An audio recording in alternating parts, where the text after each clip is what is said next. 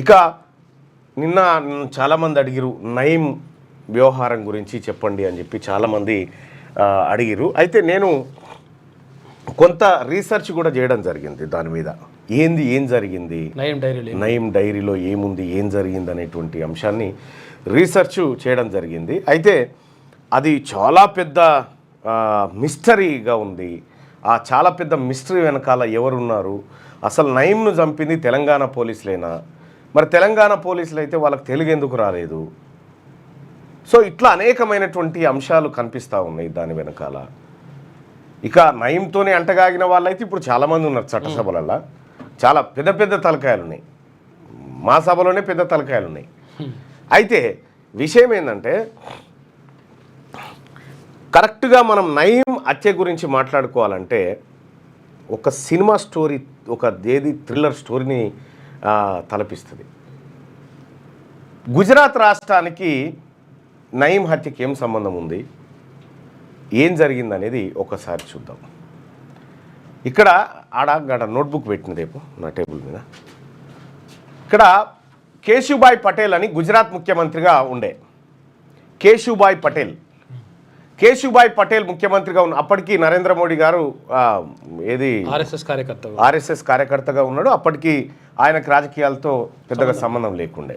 అయితే కేశుభాయ్ పటేల్ గారు ముఖ్యమంత్రిగా ఉన్న సమయంలో హరేన్ పాండ్యా అని కేశుభాయ్ పటేల్ గారికి చాలా నమ్మకస్తుడైనటువంటి వ్యక్తి. ఆయన హోంశాఖ మంత్రిగా ఉన్నాడు.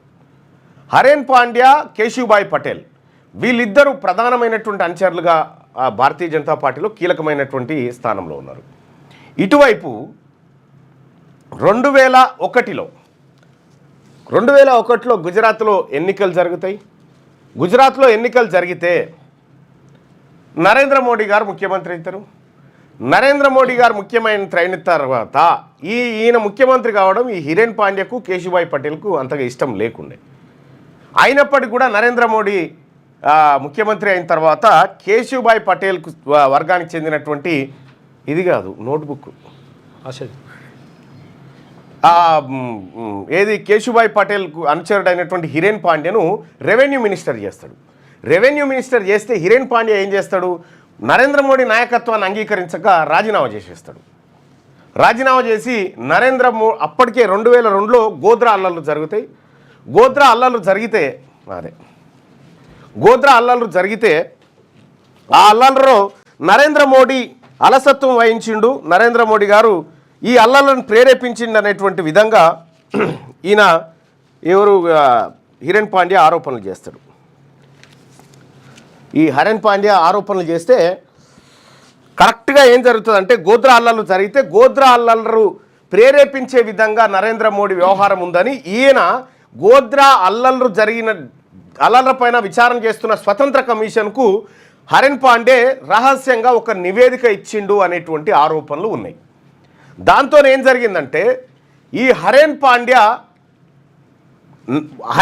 అంటే కేశుభాయ్ పటేల్ వర్గం వర్సెస్ నరేంద్ర మోడీ వర్గంగా మారిపోయింది బీజేపీలో. అప్పుడు నెక్స్ట్ జరిగినటువంటి ఎన్నికలు నాటికి హరేన్ పాండ్యాకు అసలు టికెటే రాదు. నరేంద్ర మోడీ సూపర్ పవర్గా గుజరాత్లో ఉంటాడు భారతీయ జనతా పార్టీలో. హరేన్ పాండ్యాకు అసలు టికెటే రాదు. హరేన్ పాండ్యా ఒకరోజు ఎప్పుడంటే అది 2004-05 అప్పుడు సాధారణంగా వాకింగ్ పోతే హరేన్ పాండ్యా పైన కాల్పులు జరుగుతాయి. కాల్పులు జరిగి అక్కడికక్కడే చనిపోతాడు ఆయన. అక్కడికక్కడే చనిపోయిన తర్వాత ఇది చాలా పెద్ద సంచలనం రేపుతుంది. ఇది నరేంద్ర మోడీ గ్రూప్ చేసినటువంటి హత్య అనేటువంటి ఆరోపణలు ఆ రోజు విపక్షాలు కూడా చేసినాయి. కేశుభాయ్ పటేల్ లాంటి వాళ్ళు కూడా అందరూ ఇదే అనుకున్నారు అప్పుడు. అయితే విషయం ఏంటంటే ఆ హత్య చేసినటువంటి వ్యక్తి ఎవరైతే ఉన్నారో హరేన్ పాండ్యాకు సంబంధించినటువంటి వ్యక్తి, ఆ వ్యక్తి నయీంకు తెలిసినటువంటి వ్యక్తిగా చర్చ జరిగింది. హరేన్ పాండ్యా హత్య కేసు విచారణలో నయీం పేరు ప్రస్తావనకు వచ్చింది. ఏది మనం అనుకుంటున్నటువంటి నయీం పేరు వచ్చినటువంటి సందర్భంలో నయీంని కొంతమంది వాడుకొని ఆ హత్య కుట్రలో భాగం చేసిరు అనేటువంటి ఆరోపణలు ఉన్న నేపథ్యంలో సోహ్రబుద్దీన్ నరేంద్ర మోడీ ఆ తర్వాత ఈ ఎవరైతే కొంతమంది గోద్రా అల్లర్లకు కారణమయ్యారో వాళ్ళ మీద ప్రతీకార చర్యకు దిగుతా ఉన్నాడు సోహ్రబుద్దీన్ అనేటువంటి ఆరోపణలు ఆయన మీద ఉన్నాయి. ఉన్నప్పుడు నయీంని కొంతమంది సీక్రెట్ పర్సన్స్ అప్రోచ్ అయ్యారు, సోహ్రబుద్దీన్ను ఎన్కౌంటర్ చేయాలి, పట్టుకోవాలి, అది నీ వల్లనే అవుతుంది అని చెప్పానంటే నయీం ట్రై చేసి సోహ్రబుద్దీన్ను, ఆయన భార్యను, ఇంకొక ఆయన అనుచరుడు ప్రజాపతిని, ఈ ముగ్గురిని హైదరాబాద్కు పిలిపిస్తాడు. హైదరాబాద్కు పిలిపిస్తే హైదరాబాద్లో 10 రోజుల పాటు వాళ్ళు నయీంతో కలిసి ఉంటారు. ఈ ముగ్గురు నయీంతో కలిసి ఉంటారు. నయీంతో కలిసినటువంటి సందర్భంలో 10 రోజులు ఇక్కడ ఉన్న తర్వాత వాళ్ళని సంగీత్ ట్రావెల్స్ బస్సులో హైదరాబాద్ నుంచి సాంగ్లీకి పంపించడం కోసం వాళ్ళని బస్సు ఎక్కిస్తాడు, టికెట్లు బుక్ చేసి పంపిస్తాడు. కరెక్ట్గా జైహీరాబాద్ కాడికి పోగానే యాంటీ టెర్రర్ గ్రూప్కి సంబంధించినటువంటి పోలీసులు జైరాబాద్ కాడ బస్ ఆపి సోహ్రబుద్దీన్, ఆయన భార్య, ఆ తర్వాత ప్రజాపతి, ఈ ముగ్గురిని బస్సు దించి సోహ్రబుద్దీన్ను ప్రజాపతినేమో గుజరాత్లో ఉన్నటువంటి ఒక ఫామ్ హౌస్లో నిర్బంధించారట.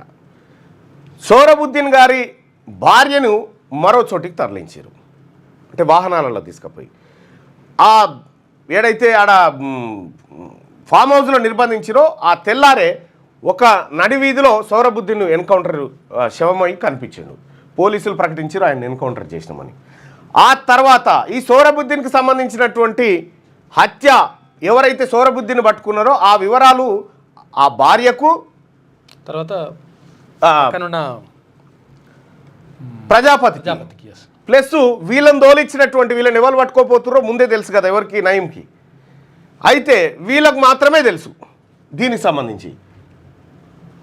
ఇక్కడ ఏం జరిగిందంటే నరేంద్ర మోడీ గారు ఆ రోజు 2001లో సీఎంగా ఉన్నప్పుడు హోంశాఖ మంత్రి అమిత్ షా, హిరేన్ పాండ్యా హత్య జరిగిన నాటికి అమిత్ షా గారు హోంశాఖ మంత్రి, ఆయన మీద ఆరోపణలు వచ్చినాయి. అయితే ఈ ముగ్గురికే తెలుసు కదా ఇక ఆయన ఎన్కౌంటర్ చేసిరు. ఎన్కౌంటర్ చేసిన మరుసటి రోజే సోహ్రబుద్దీన్ భార్యను అసలు ఎక్కడ ఆనవాళ్ళు లేకుండా ఖతం చేసేసారు, ముక్కలుగా ఖతం చేసేసారు. ఆ తర్వాత ఇతను తప్పించుకొని పోయాడు, ప్రజాపతి తప్పించుకొని పోతే ప్రజాపతి కోసం వేట కొనసాగించి కరెక్ట్ ఏడాది తర్వాత ప్రజాపతిని కూడా చంపేశారు. కేసు ఇది. ఇక హిరేన్ పాండ్యా హత్య ఎట్లా జరిగింది అనేటువంటి కోణంలో ఎంక్వైరీ జరుగుతూ ఉంది. అప్పట్లో యూపీఏ గవర్నమెంటు స్వతంత్ర కమిషన్ వేసి విచారణ చేపిస్తూ ఉంది. సిబిఐ ఎంక్వైరీ స్టార్ట్ అయిపోయింది.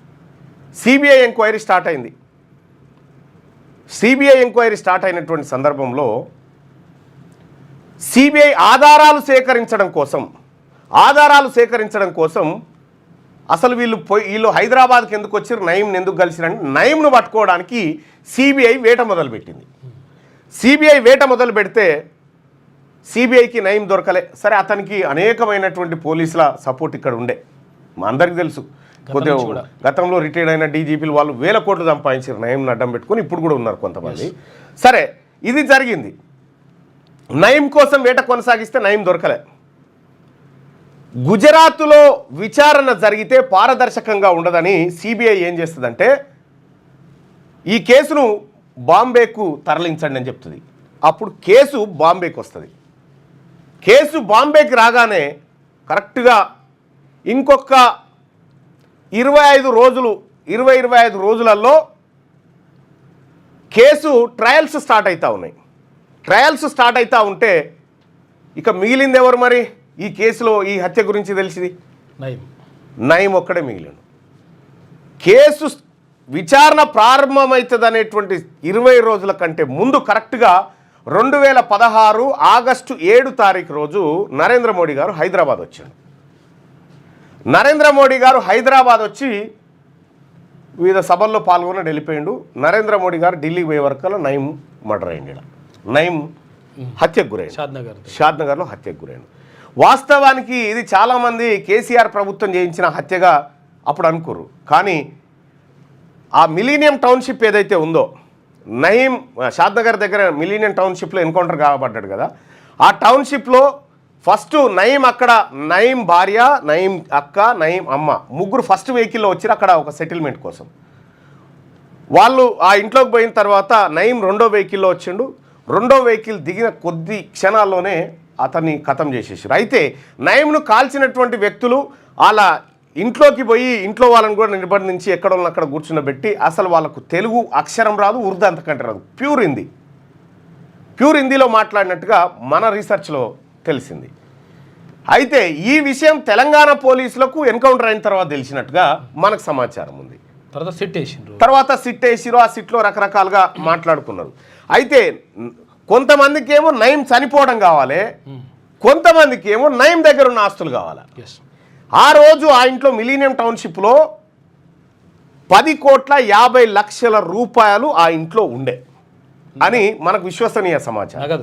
నగదు ఆ 10,50,00,000 రూపాయలను లెక్క పెట్టడానికి షాద్నగర్ చుట్టూ ఉన్నటువంటి బ్యాంకుల దగ్గర పోయి మిషన్లు తెచ్చారు. మిషన్లు తెచ్చి మొత్తం లెక్క పెట్టిరు. మొత్తం డబ్బంతా లెక్కబెట్టి 3 లక్షలు దొరికినాయని పేపర్ మీద పెట్టిరు. నయంకి సంబంధించినటువంటి డైరీలో నయంని ఎవరెవరు కలిసిరు, ఎక్కడెక్కడ కలిసిరు, ఏం కథ అనేది కంప్లీట్గా పిక్చర్ ఉంది. ఆ డైరీలు తెలంగాణలో అప్పటి ప్రభుత్వ పెద్దల దగ్గర ఉన్నట్టుగా తెలుస్తూ ఉంది. ఆ డైరీలో ఉన్నటువంటి పేర్ల ఆధారంగా మీరు బాగా అబ్జర్వ్ చేయండి. ఇది 2016లో నయం ఎన్కౌంటర్ జరిగిండు. 2016లో నయం ఎన్కౌంటర్లో ఆ డైరీలు దొరికిన తర్వాత నల్గొండ జిల్లా నుంచి లేకపోతే ఇతర మహబూబ్ నగర్ ఈ ప్రాంతాల నుంచి టీఆర్ఎస్ పార్టీలోకి వలసలు పెరిగినాయి. మీరు చూడండి, ఎందుకంటే ఇలా పేరన్లు ఉంది. వస్తావా సస్తావా అంటే చాలామంది పార్టీ మారిరు, అందులో చాలా పెద్ద తలకాయలు ఉన్నాయి. అసలు ఇంకా ఇన్డెప్త్కి పోతే చాలా భయంకరమైన నిజాలు ఉన్నాయి. సో నేను చేసినటువంటి రీసెర్చ్లో విత్ డేట్లు నేను ఆ జడ్జిమెంట్ కాపీ కూడా చదివిన. అయితే అక్కడ గుజరాత్లో ఏదైతే ఈ కేసును ఎంక్వైరీ చేస్తూ ఉన్నాడో జడ్జి గారు, ఎవరైతే విచారణ చేస్తూ ఉన్నారో ఆ జడ్జి కూడా చచ్చిపోయాడు. ఆ జడ్జి హత్య జరిగిందా, హార్ట్ అటాక్ కానీ మొత్తానికైతే అనుమానాస్పదంగా మృతి చెందిండు. మొత్తం ఈ ఎంటైర్ వ్యవహారం అంతా ఎట్లా ఉంది, దేని చుట్టూ ముడిపడి ఉందనేది మనం అర్థం చేసుకోవచ్చు. సరే, ఆ తర్వాత బాంబే కోర్టు సరైన ఆధారాలు లేవని చెప్పి అందరినీ నిర్దోషులు అని చెప్పేసింది. నిర్దోషులు అందరూ అయ్యారు కానీ చచ్చిపోయింది ఎట్లా అనేది మళ్ళీ మిస్టరీయే. సో ఆ బాంబే కోర్టే, ఏది స్పెషల్ సిబిఐ కోర్టే ఇందులో నరేంద్ర మోడీ పాత్ర లేదు, ఆ తర్వాత అమిత్ షా పాత్ర లేదని చెప్పి ఎట్లాంటి ఆధారాలు లభించలేదు. ఎక్కడన్నా సాక్షి దొరికితేనేమో ఏమైనా బలపడు, ఏ సాక్షి దొరకలే. జరిగినటువంటి కథ నాకు అర్థమైన కాడికి ఇది వాస్తవానికి నయం ఉండడం తెలంగాణ పోలీసులకు చాలా ఇష్టం బతికుండడం. ఎందుకంటే అనేక కార్యక్రమాలు ఆయన ద్వారా చేస్తూ ఉన్నారు. ఎన్కౌంటర్ స్పెషలిస్ట్గా ఉన్నటువంటి పోలీస్ అధికారి నిత్యం కలిసేటోడట నయంను. ఆ తర్వాత ఒక పాల సంస్థకు పనిచేసినటువంటి మదర్ డైరీలు అటు ఇటువంటి దానికి పనిచేసినటువంటి కుటుంబం కంప్లీట్గా ఆయనతోటే ఉందంట. ఇట్లా అనేకమైనటువంటి సెటిల్మెంట్లు, భూదందాలు నయంను అడ్డం పెట్టుకొని నల్గొండలో ఉన్నటువంటి ఒక వర్గం చేసింది అనేది స్పష్టంగా అర్థమవుతూ ఉంది. సరే, నయం రాష్ట్ర వ్యాప్తంగా చేసిన అరాచకాల మీద నయం శరీరాన్ని ఎవరు ఎట్లా వాడుకున్నారు అనేది సపరేట్ ఎపిసోడ్లో చూద్దాం. కానీ నయం ఎన్కౌంటర్కి సంబంధించినటువంటి అంశాలు ఇవే. మోదీజీ ఆప్కా ప్యార్ హమారా ఊపర్ హోనా చాయే, ఇది గుర్తుపెట్టుకోరు. ఈ పదం ఎవరన్నారు, ఈ మాట ఎవరన్నారో గుర్తుపెట్టుకోరి. చాలా ఇంట్రెస్టింగ్ అంశాలు వస్తాయి దాంట్లోకి. అయితే నిన్న దాదాపు ఒక 358 పేజీల జడ్జిమెంట్ కాపీ ఉంది. ఏది సోహరాబుద్దీన్, ఏది ఆర్ఎన్ పాండ్యాకి సంబంధించినటువంటి దాంట్లో, ఆ తర్వాత సోహరాబుద్దీన్ ఎన్కౌంటర్కి సంబంధించినటువంటి అంశంలో ఇట్లా రకరకాలుగా ఈ ఎపిసోడ్ జరిగింది. సో నాకు తెలిసింది ఇది 100% నిజమని చెప్పను. నా రీసెర్చ్లో తేలింది మాత్రం ఇది.